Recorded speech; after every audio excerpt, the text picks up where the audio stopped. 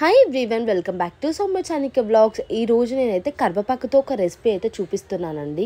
కరివేపాకుతో ఎన్ని యూజెస్ ఉన్నాయో అందరికీ తెలిసిందే కదా. హెయిర్కి అయితే చాలా మంచిదండి కరివేపాకు. అయినా కూడా మనం కర్రీలో వేసినప్పుడు పిల్లలు తినకుండా పక్కన పెట్టేస్తారు కదా.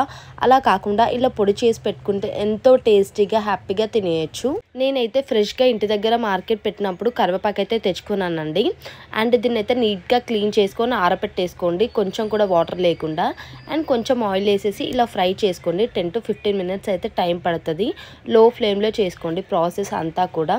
సో ఇంకా మంచిగా ఇలా ఫ్రై అయినాక పక్కకి తీసి పెట్టుకోండి. అదే గిన్నెలో కొంచెం ఆయిల్ వేసుకొని 3 tablespoons శనగపప్పు, 4 tablespoons మినపప్పు, 1 tablespoon జీలకర్ర, కావాల్సినన్ని ఎండుమిర్చి అయితే వేసుకొని మంచిగా ఇలా ఫ్రై చేసుకోండి. 2 tablespoons ధనియాలు అండ్ ఒక 5 to 6 ఎల్లిపాయలు పొట్టు తీసి వేసుకోండి. అండ్ కొంచెం చింతపండు వేసుకోండి లాస్ట్లో. టేస్ట్ అయితే చాలా అంటే చాలా బాగుంటుంది. మంచిగా ఇలా ఫ్రై చేసుకోండి. కావాలంటే ఇందులో నువ్వులు కూడా వేసుకోవచ్చు. నేనైతే వేయలేదండి. ఆల్రెడీ ఫ్రై చేసి పెట్టిన కరివేపాకు మొత్తం ఇందులో వేసి ఒక 5 minutes వరకు అయితే సిమ్లో పెట్టేసి మంచిగా ఇలా మిక్స్ చేయండి.